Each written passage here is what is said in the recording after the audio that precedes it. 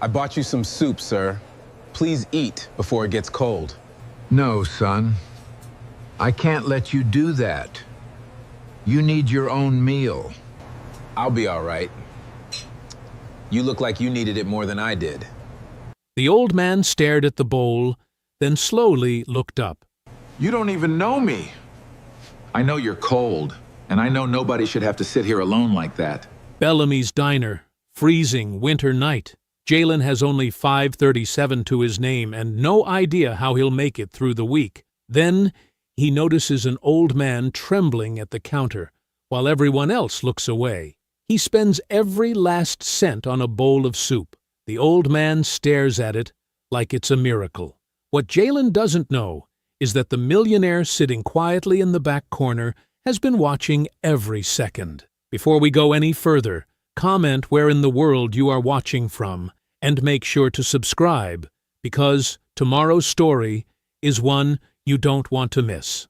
The back door of Murphy's catering hall slammed shut behind Jalen Brooks, with a sound that echoed through the narrow alley. Snow had been falling for hours, coating the dumpsters and fire escapes in a thick white blanket that made everything look cleaner than it really was. Jalen pulled his faded denim jacket tighter over his damp work shirt and felt the cold air bite through the thin fabric. "Brooks, hold up a minute."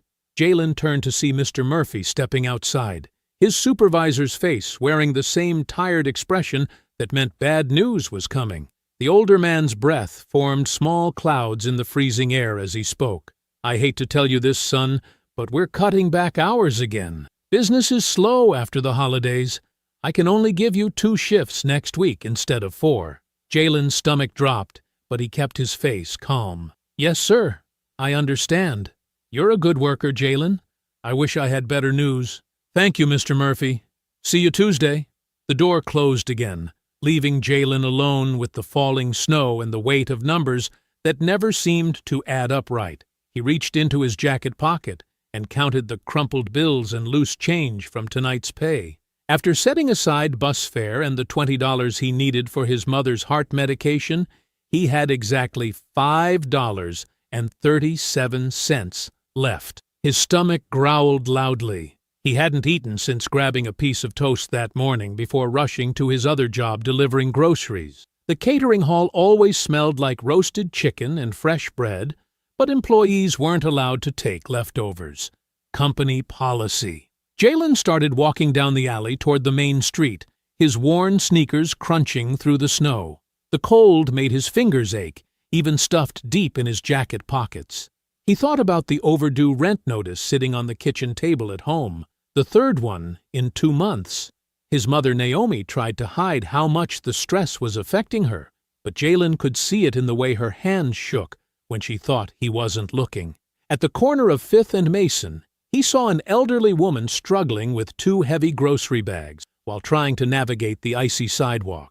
Her gray coat was too thin for the weather, and she kept stopping to catch her breath. Other people walked past her without slowing down. Jalen crossed the street quickly. "Ma'am, can I help you with those bags?" The woman looked up with surprised eyes. "Oh, that's very kind of you, dear. I live just 2 blocks over, but this ice is so treacherous." "No problem at all." Jalen took both bags, surprised by their weight. She must have been carrying them for several blocks already. "Let me walk with you." They moved slowly across the slippery intersection, Jalen keeping one hand ready to steady her if she slipped. The grocery bags held milk, bread, and what felt like canned goods. Practical food for someone living alone on a fixed income. "You're a good boy," she said as they reached her apartment building. "Your mother raised you right." "Yes, ma'am." She did her best.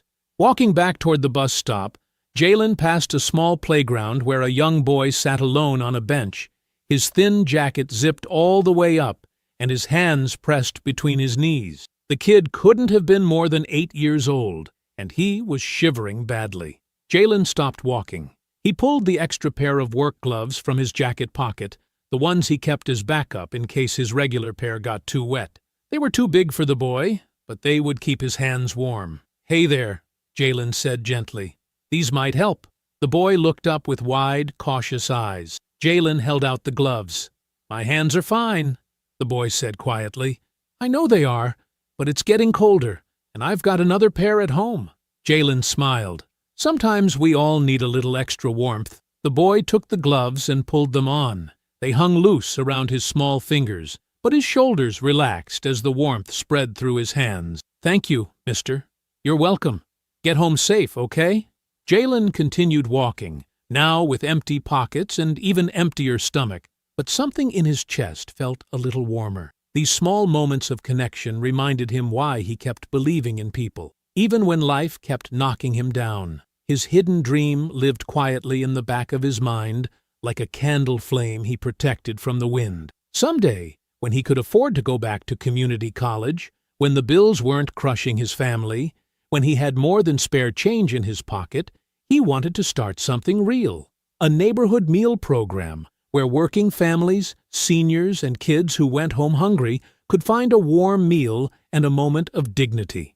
Not charity that made people feel small, but community support that lifted everyone up. The dream felt impossible most days, especially when he was counting coins for bus fare, but it kept him moving forward when everything else wanted to drag him down. The snow was falling heavier now, and the streetlights created small circles of yellow warmth in the growing darkness. Jalen's feet were getting cold, and his stomach was demanding attention. He needed to find something to eat before catching the late bus home to check on his mother. Bellamy's Diner sat on the corner of 7th Street, its windows glowing with warm light that cut through the winter gloom. The old red neon sign flickered slightly, and frost gathered at the edges of the glass. But inside, Jalen could see people sitting in booths, steam rising from coffee cups, and the movement of waitresses carrying plates of hot food. He stopped on the sidewalk and looked down at the coins in his palm one more time. $5.37. Just enough for the cheapest bowl of soup, if they had any specials running. Jalen took a deep breath, pulled open the heavy glass door, and stepped inside, where the warmth immediately wrapped around him like a blessing.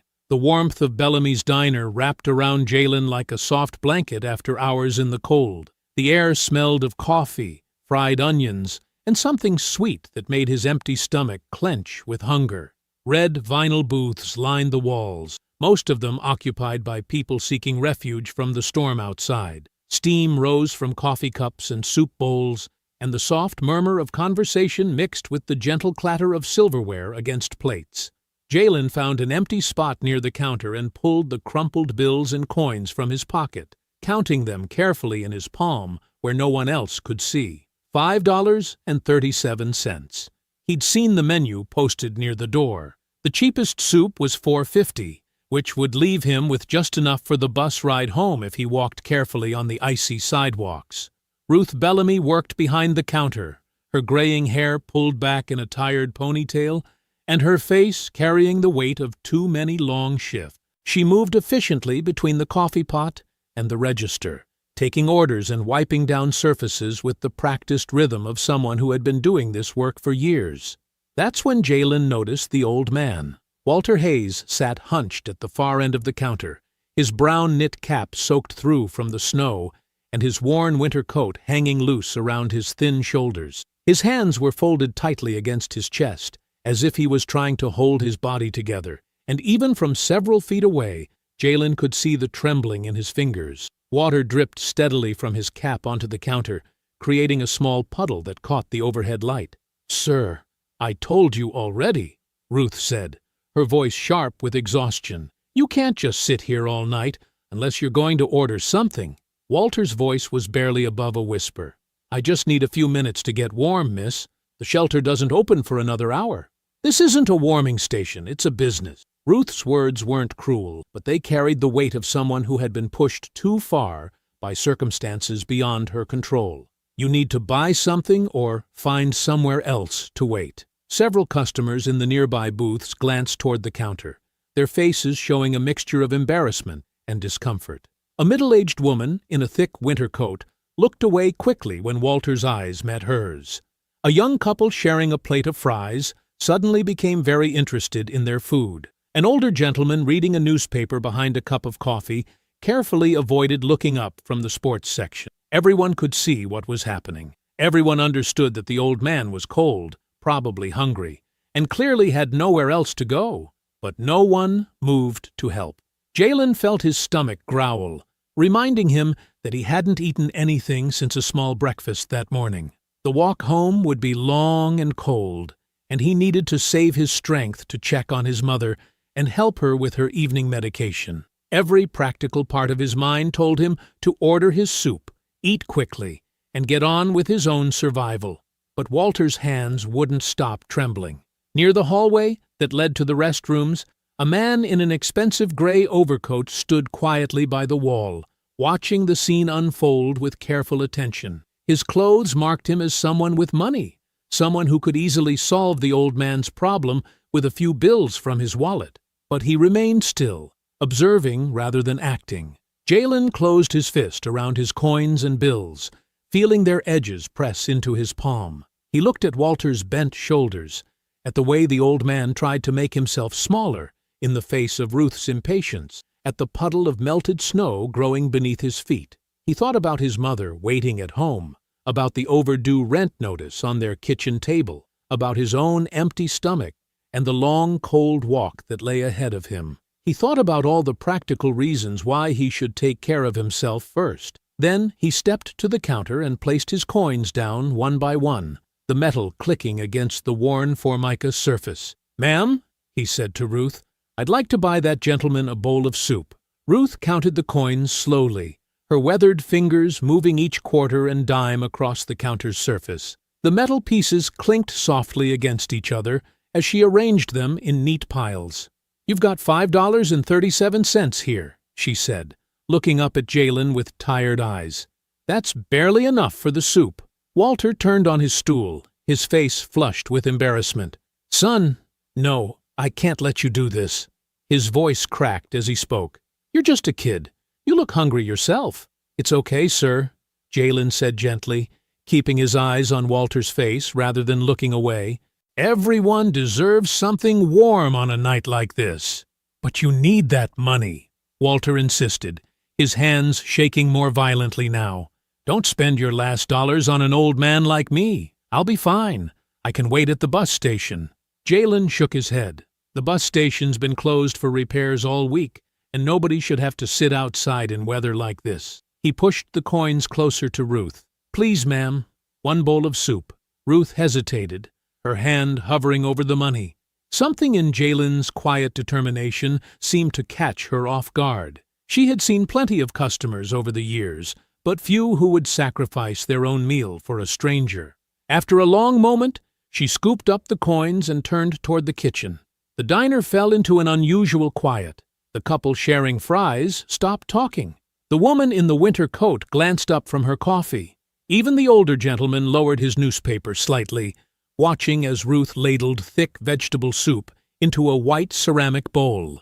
Near the hallway, Elias Whitmore stood perfectly still, his expensive coat unbuttoned and his eyes fixed on the scene at the counter.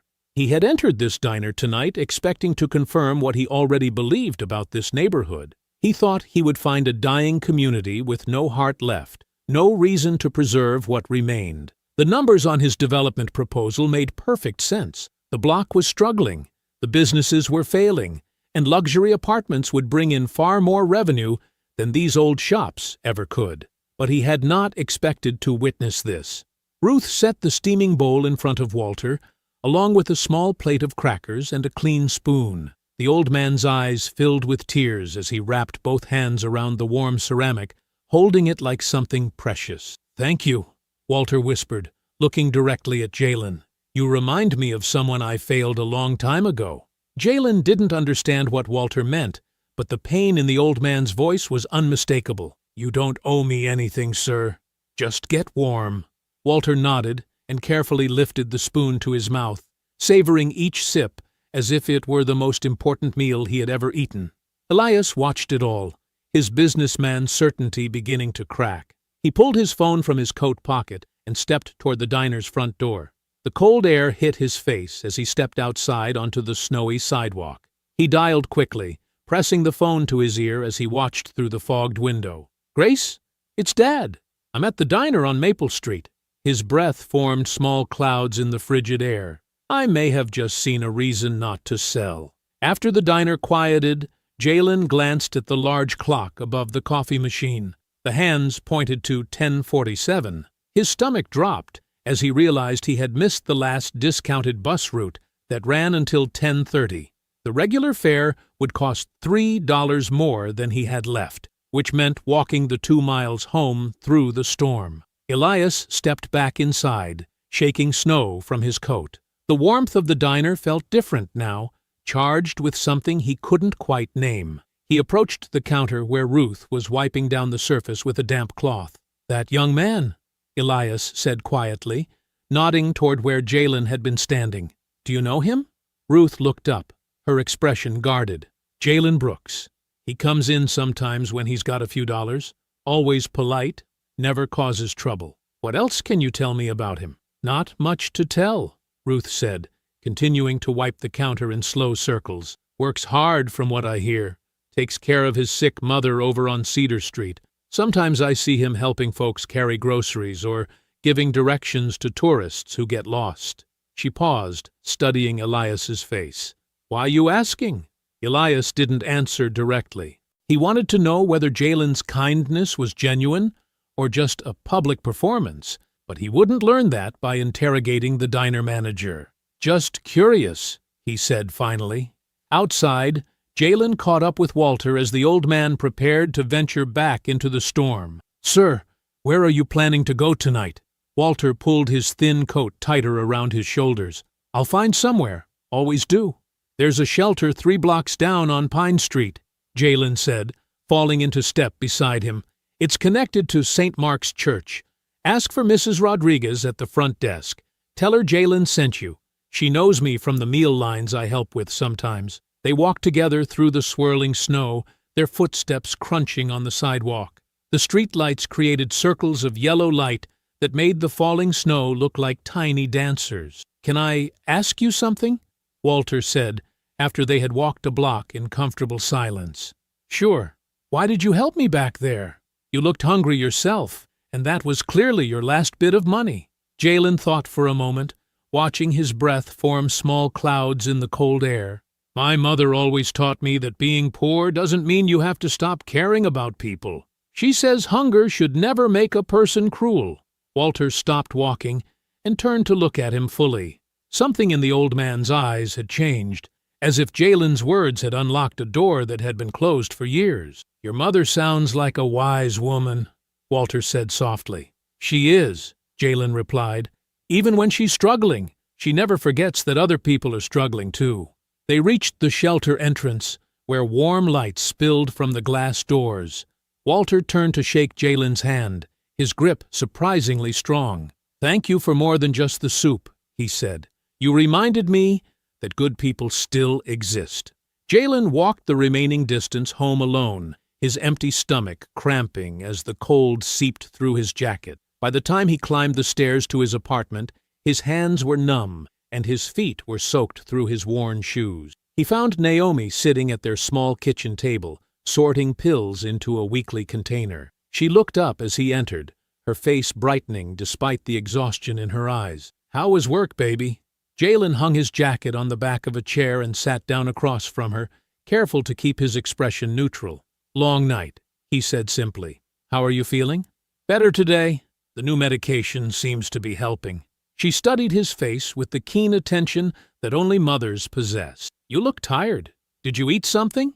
"I'm fine, Mama," Jalen said, reaching across to help her sort the pills. "Just ready for bed." The alarm never had a chance to ring. Jalen woke before sunrise, his internal clock shaped by years of early shifts and late worries. The apartment was quiet, except for the soft sound of Naomi's breathing from the next room. He lay still for a moment, listening to make sure her sleep was peaceful after what had been a difficult night of pain that kept them both awake until nearly 3 in the morning. Jalen slipped from his narrow bed and dressed quietly in the dim light filtering through their thin curtain. His stomach reminded him that he had skipped dinner, but the empty feeling was familiar enough that he could push it aside. He had done the right thing at the diner.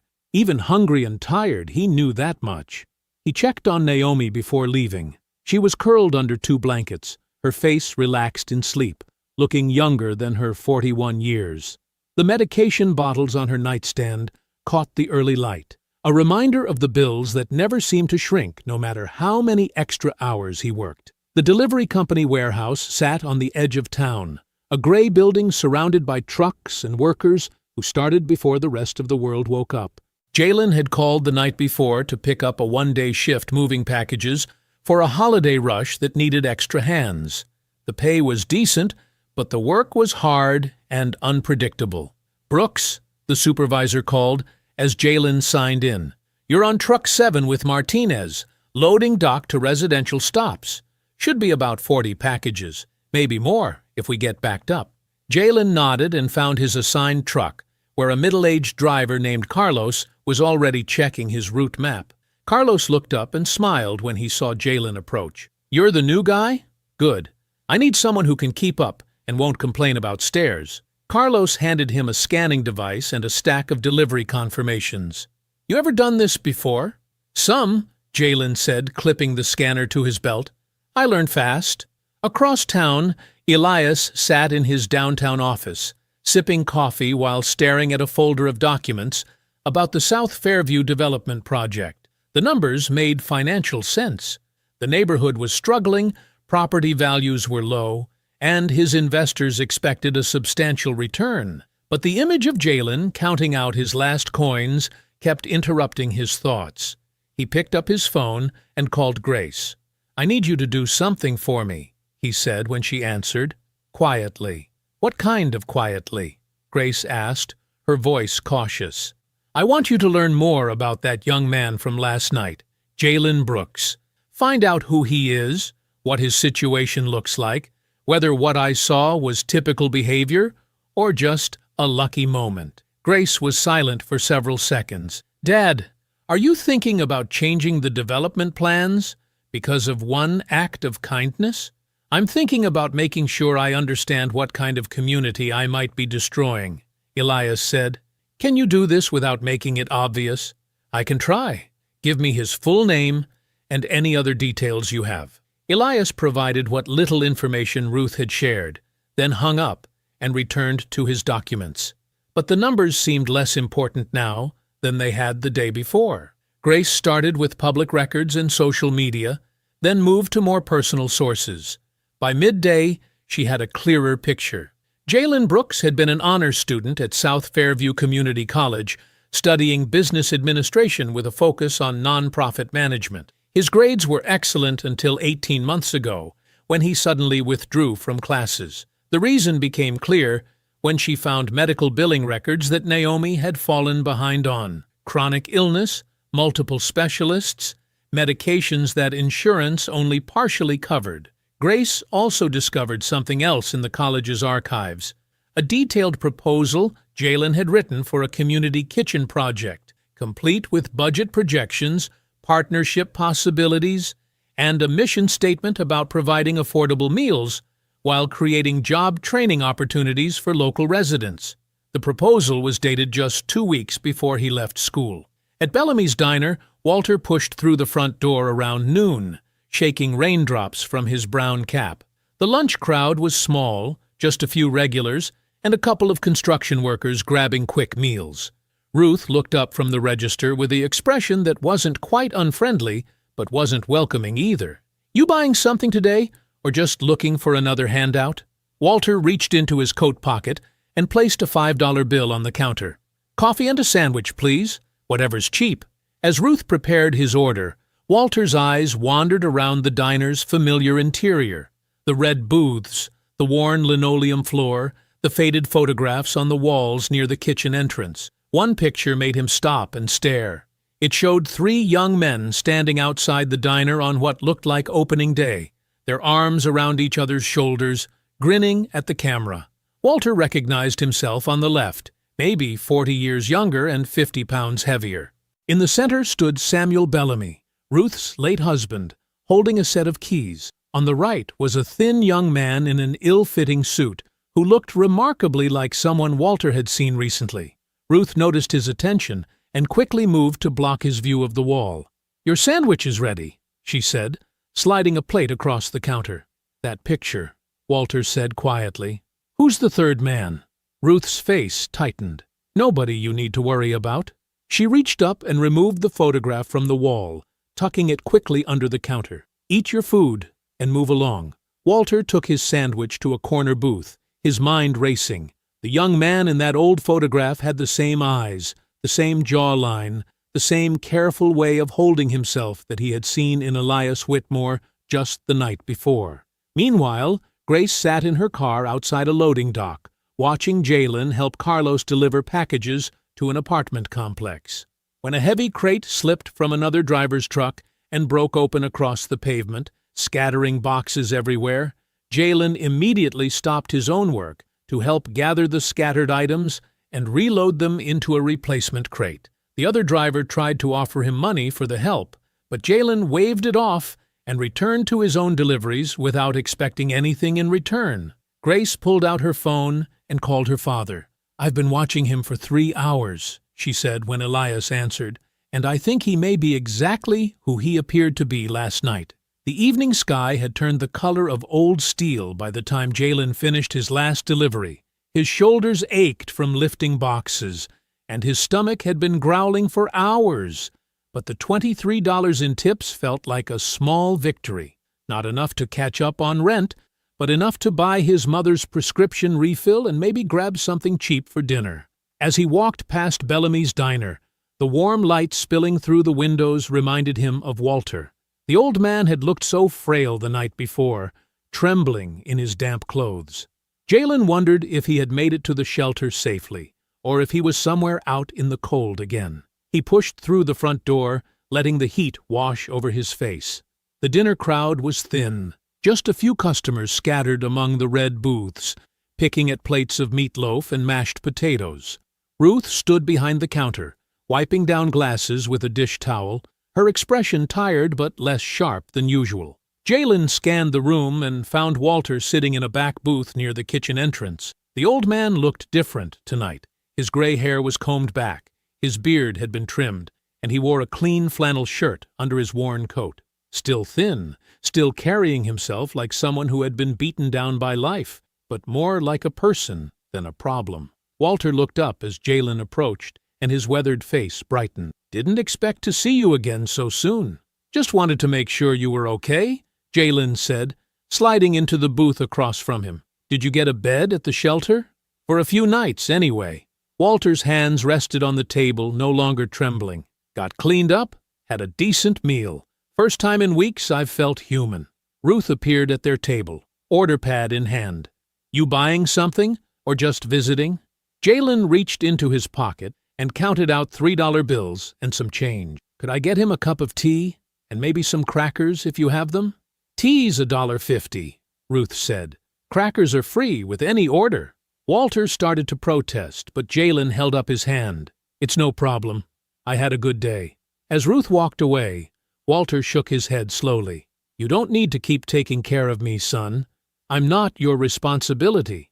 "Nobody said you were," Jalen replied. "But everybody deserves to sit somewhere warm without worrying about the next person who might ask them to leave." Walter studied Jalen's face for a long moment. "You know, this place used to be different. Ruth's husband, Samuel, he ran it like a real community place. If you were short on money, he'd let you work it off washing dishes or sweeping floors. Never made anybody feel small about it." Ruth returned with the tea and a small basket of crackers, setting them down with more force than necessary. Walter wrapped both hands around the warm cup, inhaling the steam. "Samuel believed everybody had dignity," Walter continued, his voice growing softer. "Didn't matter if you were a businessman in a suit or a factory worker with holes in your shoes. He'd sit with people, listen to their stories, remember their names. This wasn't just a restaurant to him. It was a place where the neighborhood could gather." Jalen listened quietly, sensing there was more to Walter's story than he was sharing. The old man spoke about Samuel Bellamy with the kind of detail that came from personal experience, not just observation. "What happened to change it?" Jalen asked. Walter's expression darkened. "Samuel got sick, cancer. The medical bills started piling up, and some people took advantage of the situation, made deals that weren't fair, pushed through contracts that Samuel was too weak to fight. After he died, Ruth inherited the debts along with the diner. Can't blame her for being careful now. She's fighting to keep the lights on. Ruth had been listening from behind the counter, and now she approached their table again, her jaw tight. "Walter, that's enough ancient history for one night. Just telling the boy how things used to be," Walter said mildly. "Well, things aren't that way anymore," Ruth snapped. "And Jalen, you seem like a nice kid, but don't believe every sad story you hear in here. Some people like to make their problems sound bigger than they are." Walter's face flushed, but he didn't argue. He simply lifted his teacup and took a small sip, his dignity intact, despite Ruth's words. Jalen felt anger rising in his chest at Ruth's dismissiveness, but he kept his voice level. "I don't think Mr. Walter is trying to make anything sound like anything. He's just sharing what he remembers." Ruth opened her mouth to respond, but the front door chimed again. She looked up, and her expression shifted from irritation to something closer to nervousness. Elias Whitmore entered with Grace beside him. He wore the same gray overcoat from the night before, but tonight he carried himself with unmistakable authority.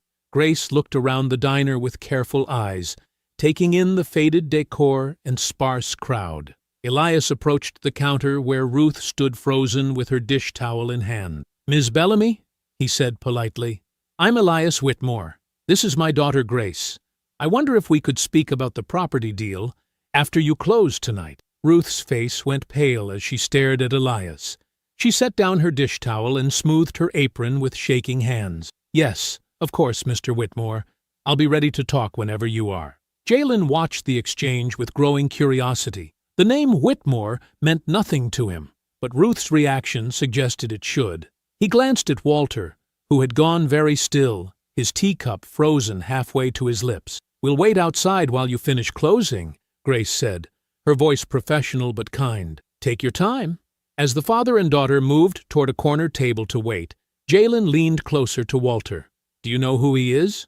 Walter nodded slowly, his eyes never leaving Elias.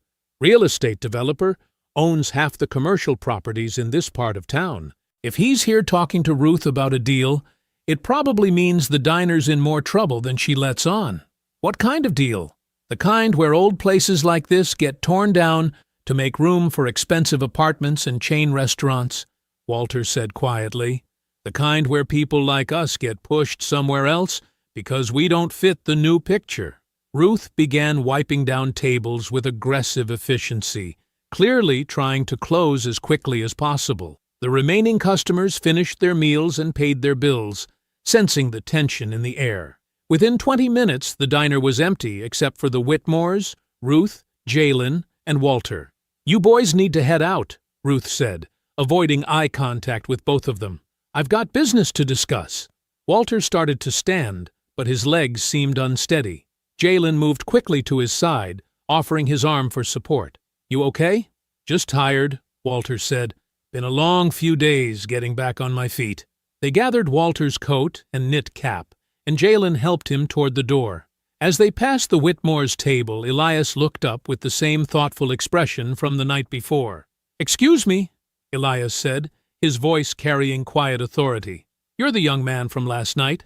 Jalen stopped, feeling suddenly self-conscious. "Yes, sir." "Elias Whitmore," he said, extending his hand. Jalen shook it, surprised by the firm grip and the direct way Elias looked at him. "This is my daughter, Grace." Grace smiled politely. "Nice to meet you." "Jalen Brooks," he replied, then gestured toward Walter. "This is Mr. Walter Hayes." Walter straightened slightly, meeting Elias's gaze with dignity, despite his worn clothes. "Mr. Whitmore?" "Mr. Hayes," Elias acknowledged with a respectful nod. "I hope you're staying warm tonight." "Getting by, thanks to this young man," Walter said, placing a grateful hand on Jalen's shoulder. Ruth cleared her throat loudly from behind the counter. "Gentlemen, I really do need to close now." Jalen guided Walter toward the door, but Elias's voice stopped them again. "Mr. Brooks, would you mind if I spoke with you briefly after you're finished helping Mr. Hayes?" Jalen hesitated, uncertain what a man like Elias Whitmore could want with him. "I guess so, sir." "I'll wait outside," Elias said. "Take your time." The cold night air hit them like a slap as they stepped onto the sidewalk. Snow had begun falling again, dusting the parked cars and empty street with a fresh layer of white. Walter pulled his coat tighter around his thin frame. "The shelter van should be here in a few minutes," Walter said, checking an old watch on his wrist. "You don't need to wait with me." "It's no trouble," Jalen replied, though his mind was racing with questions about what Elias wanted to discuss. "Are you sure you'll be okay getting there?" Walter smiled, and for a moment the years seemed to fall away from his weathered face. "I've been taking care of myself longer than you've been alive, son. One night of kindness from you doesn't make me helpless." They stood together in comfortable silence, watching their breath form small clouds in the frigid air. A few cars passed, their headlights cutting through the falling snow, but the street felt isolated and peaceful. "There's something I haven't told you about this place," Walter said suddenly, his voice barely audible above the wind. "About why I keep coming back here, even when Ruth makes it clear I'm not welcome." Before Jalen could ask what he meant, headlights appeared down the street, and a white van with Community Shelter Services painted on the side pulled up to the curb. Walter straightened his shoulders and walked toward the vehicle with as much dignity as he could muster. The driver, a middle-aged woman with kind eyes, rolled down her window. "Evening, Walter? Ready to head back?" "Yes, ma'am. Thank you for the ride." As Walter climbed into the passenger seat, he turned back to Jalen. "Whatever that man wants to talk to you about, listen carefully. Sometimes opportunities come disguised as regular conversations." The van pulled away, leaving Jalen alone on the sidewalk with snow gathering on his shoulders. He looked back toward the diner and saw Elias emerging from the warmth inside, Grace following close behind. The South Fairview Public Library smelled like old books and coffee from the small cafe near the entrance. Jalen arrived 10 minutes early, carrying a worn notebook and a folder of papers he had saved from his community college days. He found Grace Whitmore at a corner table surrounded by her laptop, several legal pads, and a stack of books about nonprofit management. She looked up as he approached, her professional smile warming into something more genuine. "Thanks for meeting me here. I thought it might be easier to work somewhere neutral." Jalen sat across from her, placing his modest materials next to her organized setup. The contrast between their resources was obvious, but Grace did not seem to notice or care. "My father told me you had ideas for a community meal program," she said, opening her laptop. "I'd like to help you turn those ideas into something concrete, something that could actually work." "I'm not sure where to start," Jalen admitted, opening his notebook to pages filled with scattered thoughts and half-formed plans. "I wrote some stuff down in college, but it was more like dreaming than real planning." Grace pulled out a pen and fresh legal pad. "Dreams are good starting points. Tell me what you were thinking about." Jalen flipped through his notes, finding the pages where he had sketched out his vision months earlier. "I wanted to create a place where working families could get good meals without feeling ashamed. Like, maybe they pay what they can, but nobody gets treated different, whether they pay full price or nothing at all." "Sliding scale pricing," Grace said, writing quickly. "What else?" "Training programs for people who want to learn food service or restaurant management. Paid positions so folks don't have to choose between learning new skills and paying their bills." Jalen's voice grew more confident as he talked. "And maybe partnerships with local clinics for nutrition education or with churches that already run food pantries." Grace nodded, her pen moving across the paper. "Those are solid foundations. What about seniors? I noticed you seemed particularly concerned about older community members." Jalen thought about Walter sitting alone at the diner counter, invisible to everyone around him. "A lot of senior folks in this neighborhood don't have much family left nearby. They skip meals because they can't afford groceries, or they don't want to eat alone all the time. Maybe we could do regular community dinners where everyone sits together. Make it social, not just about the food." "Intergenerational programming," Grace murmured, adding another note. "Seniors often have skills and stories to share with younger people learning trades." They worked for 2 hours, transforming Jalen's scattered thoughts into organized categories. Grace asked detailed questions about costs, logistics, and partnerships that Jalen had never considered. She showed him examples of successful community kitchens in other cities, helping him understand what worked and what did not. The most important thing, Jalen said as they reviewed their progress, is that people keep their dignity. Nobody should have to prove they deserve to eat. Nobody should feel like they're begging or taking charity. Grace looked up from her notes, studying his face. That's really important to you. My mom raised me to believe that everybody's got worth, whether they can pay for dinner or not.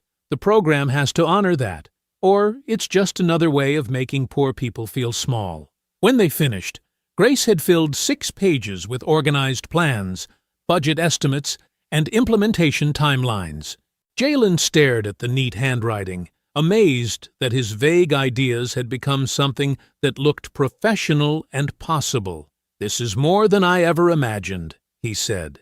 "It's your vision," Grace replied, closing her laptop. "I just helped you organize it." They walked out of the library together, the afternoon sun cutting through the cold air. Grace headed toward her car, while Jalen caught a bus to the other side of the neighborhood, where Walter spent his days at a community center that offered warm spaces for people without homes. He found Walter in the center's reading room, slowly working through a crossword puzzle in a week-old newspaper. The older man looked up with surprise and pleasure when Jalen sat down beside him. "Didn't expect to see you today," Walter said, folding the paper. "I wanted to check on you, make sure you're doing okay." Walter gestured around the quiet room, where several other people sat reading or resting in comfortable chairs. "This place is better than the shelter. Quieter. They let you stay as long as you want during the day." Jalen pulled out his notebook, showing Walter some of the plans he and Grace had developed. "I've been working on something, a community kitchen idea. I wanted to know what you think." Walter examined the notes carefully, his weathered fingers tracing the words as he read. His expression grew thoughtful, then troubled. "This sounds like what Bellamy's used to be," he said quietly. "What do you mean?" Walter closed the notebook and handed it back, his hands trembling slightly. "I never told you the whole truth about my connection to that diner." Jalen waited, sensing that something important was about to be revealed. 43 years ago, I helped Samuel Bellamy open that place," Walter continued, his voice barely above a whisper. "We were partners, equal partners. Samuel had the restaurant experience, and I had some money saved up from my repair shop." The words hung in the air between them. Jalen began to understand why Ruth had been so uncomfortable when Walter talked about the diner's past. "We opened with a simple promise," Walter said, reaching into his coat pocket. "Nobody gets turned away hungry. Didn't matter if they could pay or not. We'd figure out the business side later." He pulled out a small tarnished brass token, no bigger than a quarter. One side was engraved with Bellamy's Diner, and the other side read, "Good for 1 meal." "Samuel made a dozen of these," Walter explained, placing the token in Jalen's palm. "For regular customers who fell on hard times. They could use one whenever they needed to eat, but couldn't pay. No questions asked, no shame involved." Jalen turned the token over in his fingers, feeling the weight of its history. "What happened to the partnership?" Walter's face darkened with old pain. "I got desperate. My repair shop was failing, and I had debts I couldn't handle. A businessman offered to help me restructure my loans, but the papers I signed somehow transferred my ownership share in the diner to him instead. By the time I understood what had happened, it was too late to undo." "That's fraud," Jalen said, anger rising in his chest. "Maybe, but I was ashamed that I'd been fooled, and I didn't have money for lawyers. Samuel tried to help me fight it, but the stress was killing him. His heart wasn't strong. He died 2 years later, and Ruth inherited a diner that was already changing into something colder and more desperate." Walter took back the token, holding it like a sacred object. "I keep coming back because I can't let go of what that place was supposed to be. When you bought me that soup, you reminded me that the promise isn't dead. It's just been forgotten." Jalen felt the full weight of his accidental connection to Walter's buried pain. The bowl of soup had been more than kindness. It had been a small restoration of something precious that had been lost. Walter pressed the token back into Jalen's hand. "Keep this.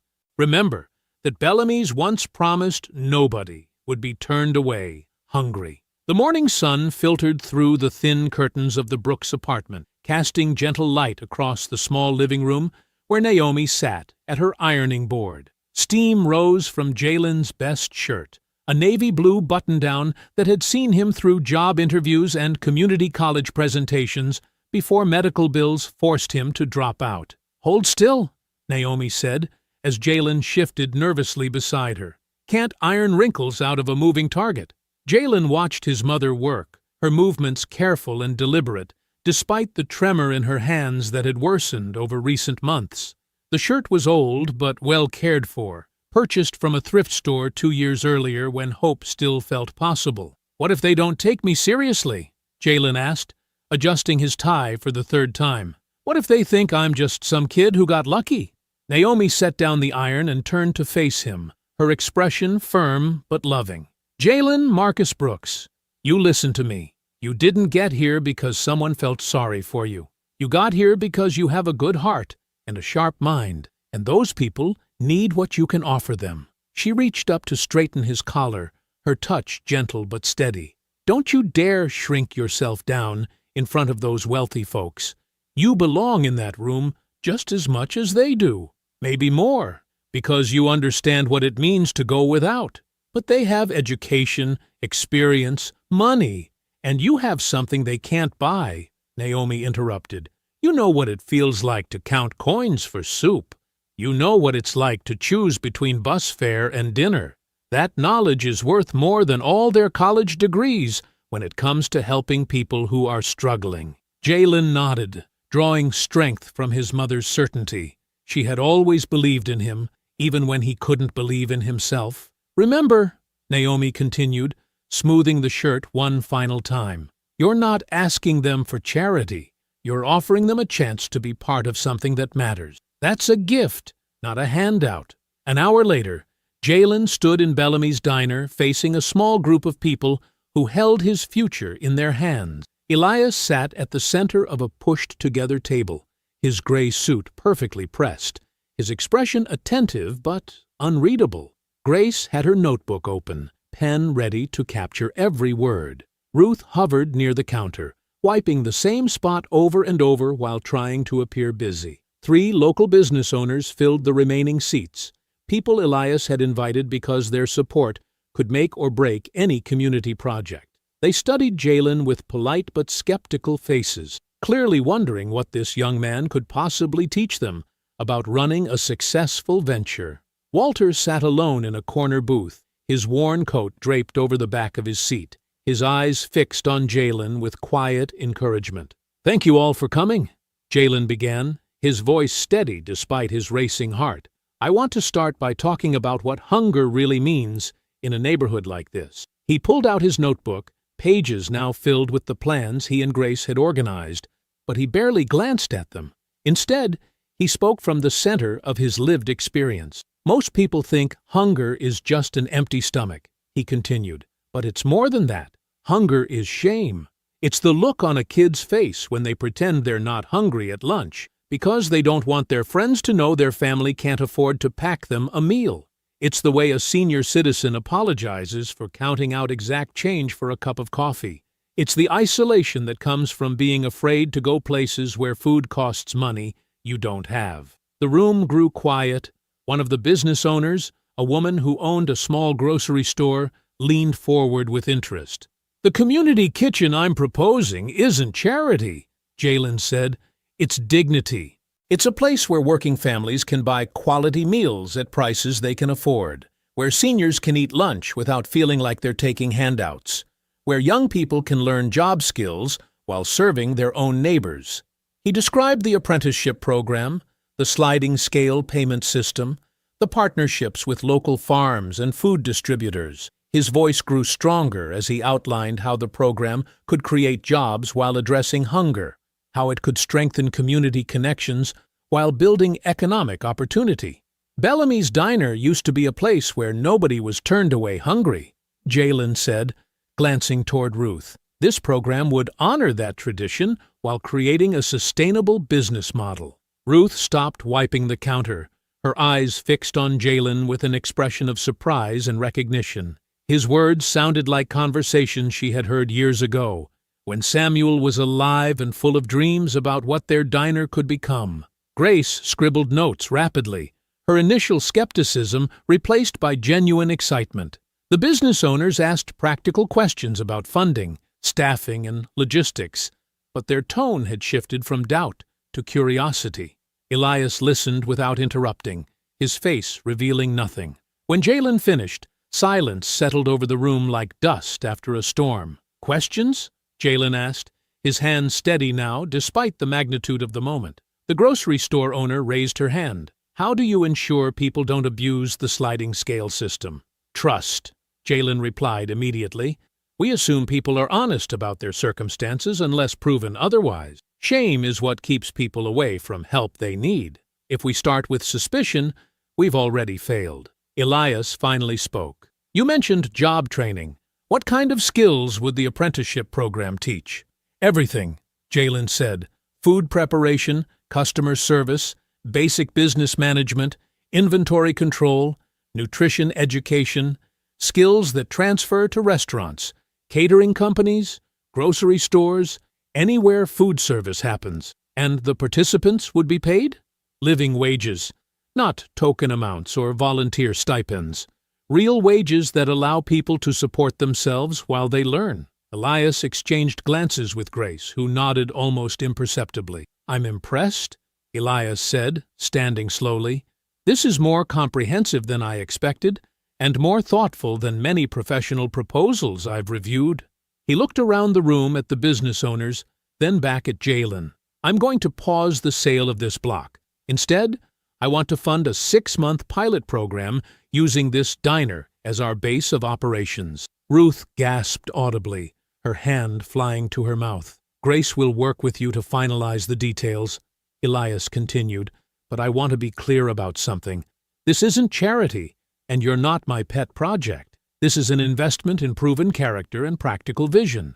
The business owners murmured among themselves, several expressing interest in partnering with the program. Grace beamed at Jalen with genuine pride, while Ruth approached him with tears in her eyes. "You made this sound like the diner Samuel always wanted," she whispered. "I'm sorry I doubted you." Walter remained in his corner booth, but his smile was radiant with quiet pride. As the meeting broke up and people filtered out into the afternoon sunshine, Jalen felt lighter than he had in months. The weight of constant worry had lifted, replaced by something he had almost forgotten how to feel: hope. He walked home through the familiar streets of his neighborhood, seeing them with new eyes. The closed storefronts and struggling businesses no longer looked like symbols of failure. They looked like opportunities waiting to be restored. His phone buzzed with a text from Grace. "You were amazing today. Can't wait to get started." Jalen smiled, quickening his pace toward home where Naomi would be waiting to hear how her son had refused to shrink himself down, how he had stood tall and spoken truth to power, how one bowl of soup purchased with his last 537 had opened a door to possibilities he had never dared imagine. Across town, in a modern office building overlooking the business district, Victor Sloan sat behind his mahogany desk reviewing security footage that had been anonymously delivered to his office that morning. The footage showed Jalen entering Bellamy's diner, but the timestamp had been altered, and careful editing made it appear as though Jalen had known Elias was inside before making his grand gesture of kindness.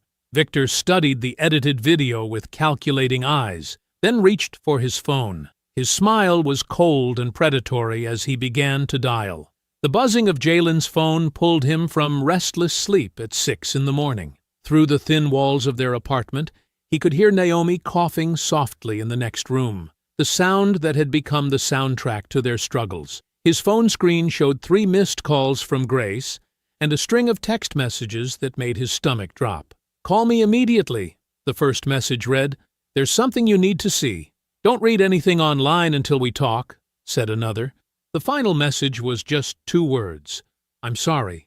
Jalen's hands trembled as he opened his phone's browser. His name appeared in the search suggestions before he finished typing it. The first result was a local gossip blog with the headline, "Fake Charity, Local Teen Stages, Kindness to Manipulate Millionaire." The post included grainy security footage that showed Jalen entering Bellamy's diner, But something was wrong with the timestamp. It appeared to show him arriving after Elias, not before. The accompanying text painted him as a calculating opportunist who had used Walter's desperation as a prop in an elaborate scheme to win Elias Whitmore's attention. Sources close to the situation confirm that Jalen Brooks researched Mr. Whitmore's dining habits and deliberately chose the moment to perform his act of so-called charity, the Post claimed. The homeless man appears to be a willing participant in the deception, having been coached on his responses. Jalen's vision blurred as he scrolled through the comments. Strangers who had never met him called him a scammer, a user, and worse. The few supportive comments were drowned in a sea of cynicism and accusation. His phone rang. Grace's name appeared on the screen. "Jalen, I know you're seeing this," she said without preamble when he answered. "The footage is edited. The timestamps don't match the diner's internal security system, and we can prove it." "Then why haven't you?" Jalen's voice came out hollow.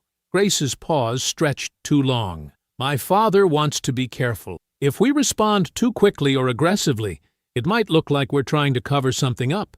He's pausing the apprenticeship program until we can present clear evidence." The words hit Jalen like physical blows. Pausing it, temporarily, just until...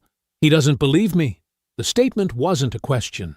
It's not about belief. It's about public perception and protecting the investment. If this program launches under a cloud of suspicion, it could hurt everyone involved, including you.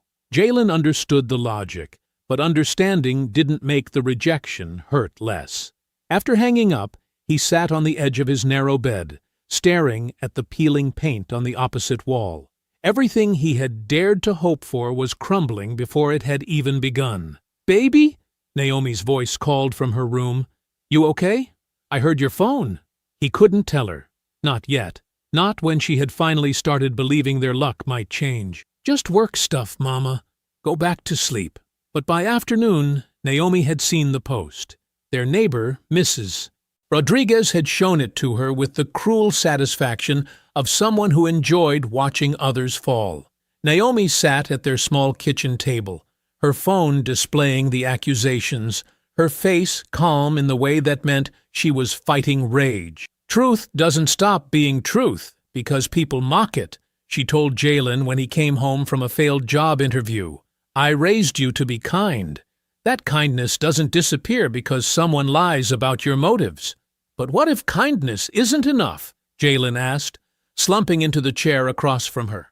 "What if being good just makes you an easy target?" Naomi reached across the table and took his hands. Her fingers were thin and cold, but her grip was firm. "Then you keep being good anyway, because the alternative is becoming the kind of person who would make up lies about a boy helping an old man." Despite her words, Jalen felt the weight of their reality pressing down. The rent notice on their refrigerator seemed to glow with menace. Naomi's prescription bottles sat empty on the counter, waiting for money they didn't have. The apprenticeship that would have solved everything now felt like a mirage that had never really existed.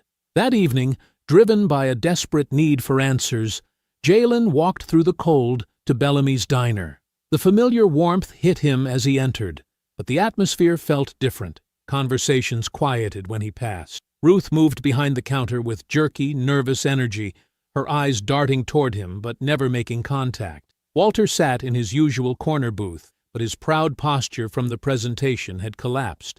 He looked smaller somehow, diminished by the weight of being called a willing participant in deception. When their eyes met, Walter's face crumpled with shame and helplessness. Jalen approached the counter where Ruth continued wiping the same spot over and over, her movements mechanical and anxious. "Ruth," he said quietly. She finally looked up, but her expression was guarded and fearful. "Jalen, I don't think... Maybe you shouldn't be here right now. I just want to understand what happened. That footage, it's not real. The times are wrong." Ruth's hand stilled on the towel. "I know," she whispered, "but people are calling the diner. They're saying we're part of some scheme to trick Mr. Whitmore.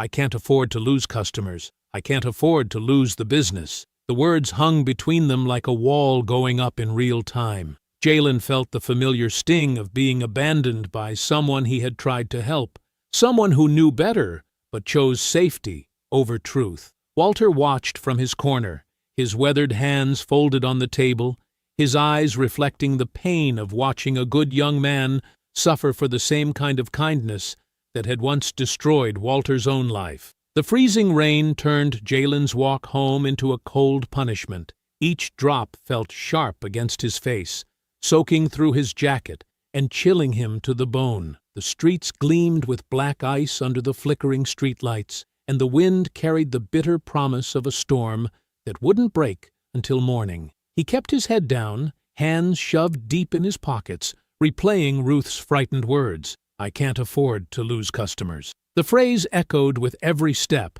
a reminder that survival trumped loyalty every time. He understood her fear, but understanding didn't make the abandonment hurt less. The apartment building looked smaller in the rain, its brick walls darkened and slick. Jalen climbed the narrow stairs to the second floor, his wet sneakers squeaking against the worn linoleum. As he reached their door, he noticed a white paper sticking out from underneath, official-looking and ominous. His stomach dropped before he even picked it up. Final notice of eviction proceedings. The words blurred as rain dripped from his hair onto the paper. 30 days to pay the outstanding balance or vacate the premises. Jalen stared at the amount owed, a number that might as well have been $1 million for all his ability to pay it. Inside the apartment, another piece of bad news waited on the answering machine. The pharmacy's automated voice delivered its message with cheerful efficiency. This is a reminder that Naomi Brooks has a prescription ready for pickup. Please note that this medication has been on hold for 5 days due to insurance coverage issues. Contact your provider or our pharmacy team for assistance. Jalen sat heavily on the couch, still wearing his wet jacket. The eviction notice lay on the coffee table next to Naomi's empty pill bottles, a perfect picture of everything falling apart at once. The apprenticeship money would have solved both problems easily. Now it felt like watching a life preserver sink just as he was drowning. His phone sat silent on the table. Grace's number was right there in his contacts. Elias's business card was tucked in his wallet. One call could fix everything. One conversation where he explained the truth, begged them to believe him, promised to prove his innocence. But the thought made his chest tight with shame. He had spent 19 years watching his mother work herself sick to avoid asking for help. She had taught him that dignity mattered more than comfort, that begging turned kindness into charity and people into projects.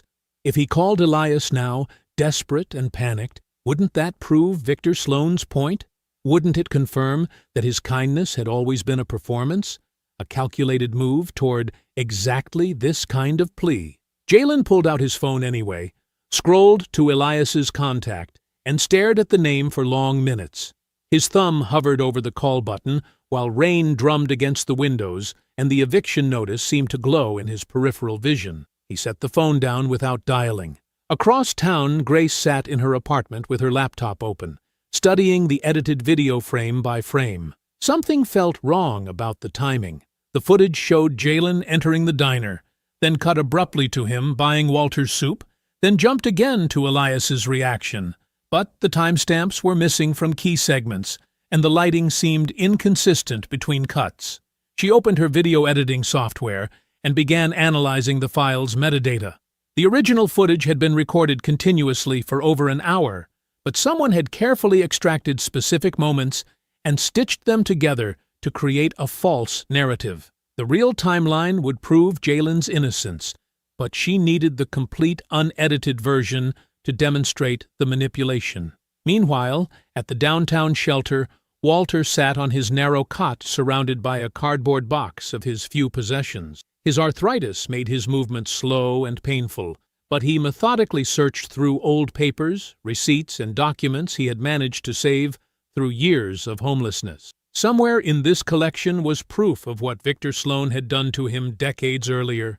The predatory loan documents, the forged signatures, the legal maneuvers that had stolen his share of Bellamy's diner when Samuel was dying, and Ruth was too grief-stricken to fight back.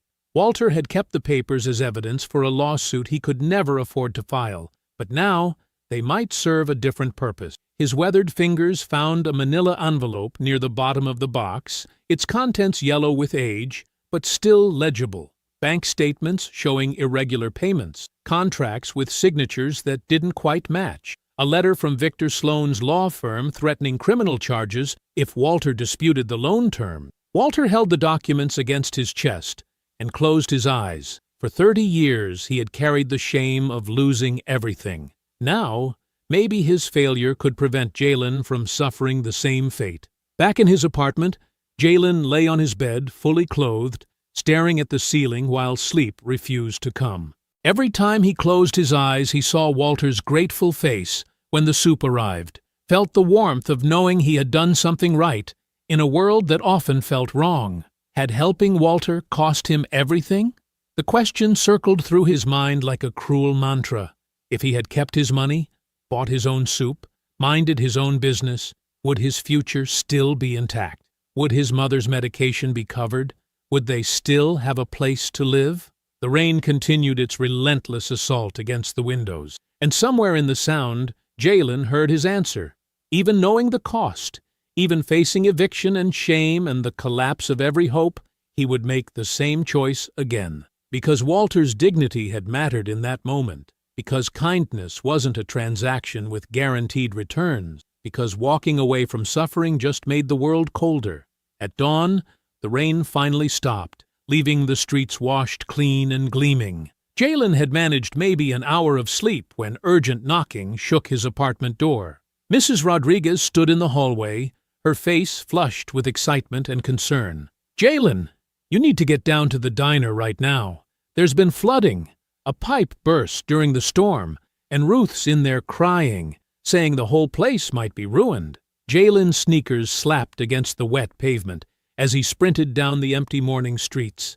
The air still held the sharp bite of winter, but the rain had washed away some of the accumulated snow, leaving puddles that reflected the gray dawn sky. His breath formed white clouds as he ran, his heart pounding not just from exertion, but from the growing dread of what he might find. Bellamy's diner came into view, and Jalen's stomach dropped. Ruth stood on the sidewalk in her work apron, her face streaked with tears and her shoulders shaking, not from cold, but from something deeper. Water seeped steadily from beneath the kitchen door, creating a dark stain that spread across the concrete like spilled ink. "Ruth?" Jalen slowed to a walk as he approached, unsure of his welcome after yesterday's public rejection. She looked up at him with red-rimmed eyes, her voice breaking as she spoke. "The pipe burst sometime around 3 in the morning. The whole kitchen's flooded. All the dry goods in the storage room are ruined. Flour, rice, canned goods, everything we had for the week." Her hands trembled as she wiped her face with her sleeve. "The repair estimate alone could shut us down permanently. I don't have that kind of money. Samuel's insurance barely covers the building, and I'm already behind on everything else." Through the front windows, Jalen could see Walter moving slowly between the dining room tables, his thin frame bent over cardboard boxes. Even from outside, the sound of his harsh coughing carried through the glass. "Walter's been in there since dawn," Ruth continued, her voice thick with guilt. "He showed up when he heard about the flood and started helping move what he could. But he's getting sicker by the minute, in all that dampness." Jalen stared at the water spreading under the door, at Ruth's tear-streaked face, at Walter's stooped figure struggling with boxes inside. This was the diner that had welcomed him for one night, then turned its back when rumors flew. Ruth had avoided his eyes yesterday, choosing her business over his truth. He had every reason to walk away. Instead, Jalen pulled his phone from his pocket and scrolled through his contacts. "I know someone who does emergency plumbing repairs. Carlos fixed pipes at the catering hall last month." He dialed the number without looking at Ruth for permission. "Carlos, it's Jalen Brooks. I need your help with a flooded restaurant kitchen." While he spoke, Ruth watched him with growing amazement. Here was the young man she had doubted publicly, organizing rescue efforts for the place that had failed to defend him. "He'll be here in 20 minutes, Jalen said, ending the call. Do you have somewhere we can move the food that isn't damaged? Ruth nodded numbly. The church basement next door has storage space. Good. Jalen pushed through the front door, bell chiming weakly overhead. Walter, you need to get out of this dampness before you make yourself worse. The old man looked up from a box of napkins, his face flushed with fever. Can't stop now, son. Too much to save. You've done enough, Jalen said gently, guiding Walter toward a dry booth. Let me call Grace to bring heaters and blankets. We need you healthy, not heroic. As Jalen organized neighbors, made calls, and directed the rescue effort, Ruth stood in the doorway, watching the young man she had failed protect the diner that had rejected him. Her shame felt heavier than her fear of losing everything. Walter coughed violently as he moved toward the storage closet, and while reaching for a high box, his hand struck something loose behind a wall panel. An old metal cash box tumbled to the floor with a hollow clang. Walter's weathered hands trembled as he lifted the metal cash box from where it had fallen. Rust flaked away from the corners, and the old lock had long since broken. Inside the damaged diner, with water still seeping under the kitchen door and the smell of dampness filling the air, he opened it slowly. I haven't seen this in 20 years, he whispered. Grace had arrived minutes earlier with space heaters and blankets, followed by Elias, who had rushed over after her urgent phone call about the flood. Now, they all gathered around Walter as he spread the box's contents across a dry table near the front window. Old partnership papers lay yellowed and brittle, faded diner tokens with Bellamy's, good food, fair price, stamped in worn letters. Carbon copies of loan documents with Victor Sloan's business signature at the bottom. Letters between banks, lawyers, and creditors that painted a picture of financial pressure and legal confusion. Grace picked up one of the loan papers, her eyes scanning the small print. This is predatory lending, she said quietly. The terms change 3 times after signing. The interest rate jumps from 6% to 18% in the 3rd month. Ruth leaned over her shoulder, reading.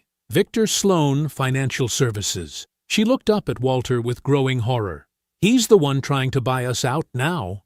Elias studied a black and white photograph that had been tucked beneath the papers. It showed a much younger Walter standing outside Bellamy's original location with 2 other men. One was clearly Ruth's late husband, Samuel, arm around Walter's shoulders. The other was a thin young man in an ill-fitting suit, dark hair falling over tired eyes. Elias stared at the photo for a long moment. His hand shook slightly as recognition dawned. That's me, he said, his voice barely audible. Walter, that's me in the picture. Walter looked up, studying Elias's face through decades of change. Elias? Little Elias, who slept in that blue Honda behind the diner? You remember, Elias whispered. You ate free for 3 months, Walter said, tears starting in his eyes. Samuel wanted to charge you, but I told him we'd find the money somewhere else.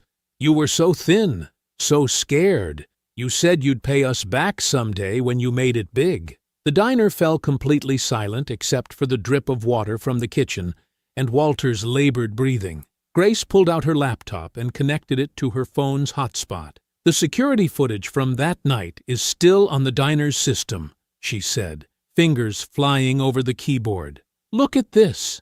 The screen showed Jalen entering Bellamy's, approaching the counter, counting his coins carefully before even noticing Elias in the background. The timestamp proved Jalen's act of kindness happened before any awareness of being watched. Elias stared at the proof, then at Walter, then at the predatory loan documents. 25 years ago, this man had saved his life. Last week, Elias had watched someone show Walter the same unexpected mercy. Grace, he said, his voice steady now, release that footage, all of it, and get our lawyer on the phone. He turned to Ruth, Jalen, and Walter, his face set with quiet determination. Victor Sloan has spent decades hurting this neighborhood. The block isn't for sale. Not to him. Not to anyone who would destroy what this place represents. Later that same day, Bellamy's diner remained closed with yellow caution tape stretched across the entrance, but the sidewalk outside buzzed with activity. Word had spread fast through South Fairview after Grace released the complete security footage, and Walter's documents online. Neighbors who rarely spoke to each other stood in small clusters, passing phones between hands and shaking their heads in disbelief. Mrs. Rodriguez, from the corner market, held her tablet up to show the edited footage side by side with the real version. "Look how they cut it," she said to the growing crowd. "Made that boy look like a fake when he was just being decent." 25 years Victor Sloane's been squeezing people out," said Marcus from the auto shop. "My cousin lost his place to one of their loan tricks. Same paperwork Walter had." The crowd parted as Ruth stepped outside, her face pale but determined. She looked at Jalen, who stood quietly beside Walter, neither angry nor triumphant despite everything. "I owe you an apology," Ruth said, her voice carrying across the sidewalk. "Both of you? When that story came out, I was so scared of losing this place that I forgot what it was supposed to be." Her voice cracked slightly. "Samuel always said the diner belonged to the neighborhood, not just to us. I let fear make me cruel. I'm sorry." Jalen nodded respectfully. "Fear makes people do things they regret. You were trying to protect your husband's work." Elias stepped forward, still wearing his gray overcoat but looking less like a distant businessman and more like someone who belonged in this crowd. "I want everyone to hear this," he announced. "The block sale to Victor Sloane is officially canceled. My lawyers are filing fraud charges related to the predatory loans and the edited video smear." A cheer went up from the neighbors, but Elias held up his hand. "More importantly, I'm committing funds to restore Bellamy's Diner as a community-centered business. Walter will have recognized ownership. Ruth will remain as manager, but the mission changes." Jalen stepped closer, his voice steady. "If you're serious about this, make sure it creates real jobs, training programs, meals that don't make people feel small. This neighborhood needs more than charity. It needs opportunity."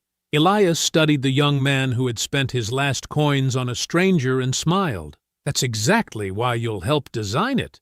Grace appeared at the edge of the crowd, supporting Naomi Brooks as she walked slowly but steadily toward her son. Naomi's face glowed with pride and relief as she reached Jalen and pulled him into a gentle embrace.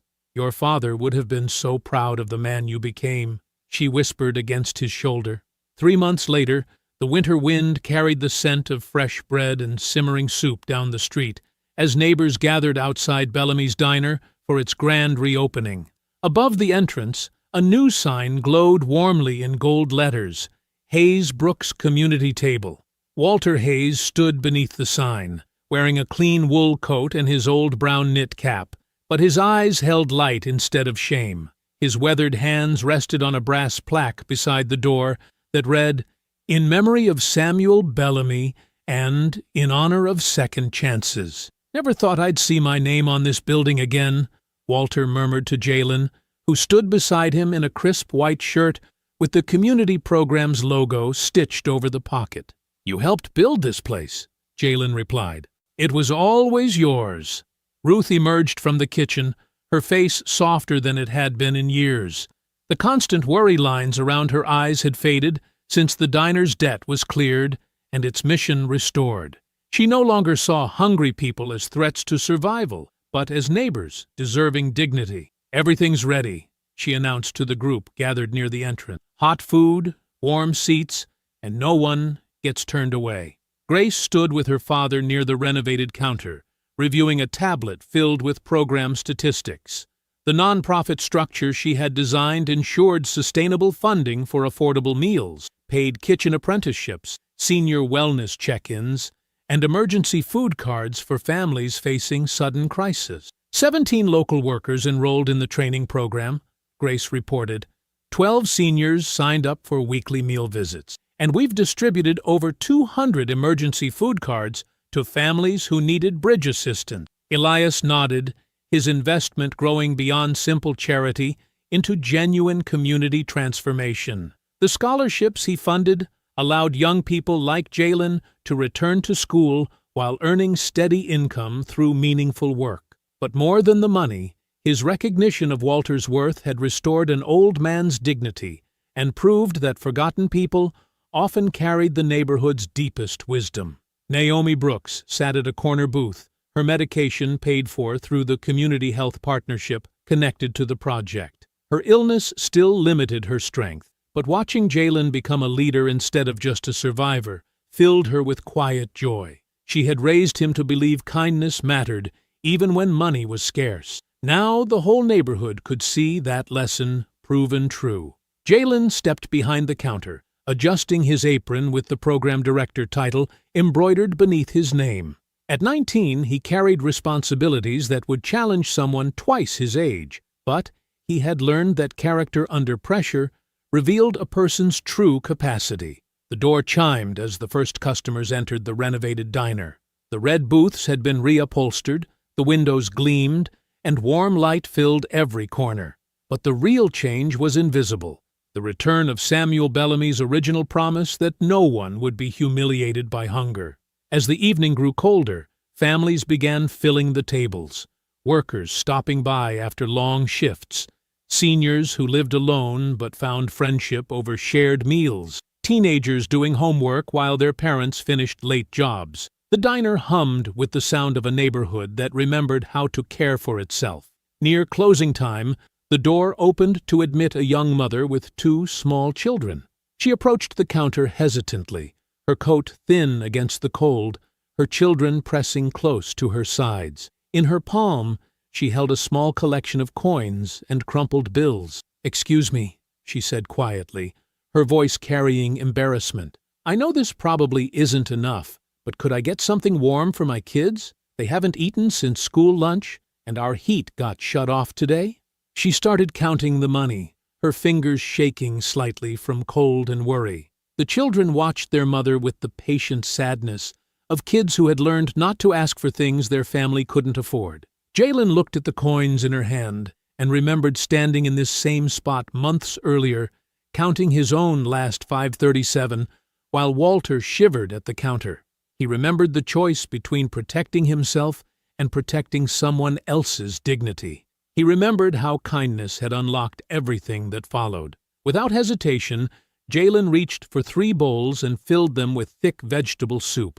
Steam rose from the ceramic as he placed them carefully on the counter, adding crackers, butter, and glasses of cold milk. The mother reached for her money again, but Jalen gently pushed her hand away. "Around here, we make sure people get warm first," he said with a gentle smile. I hope you enjoyed that story. Please like the video and subscribe so that you do not miss out on the next one. In the meantime, I have hand-picked 2 stories for you that I think you will enjoy. Have a great day.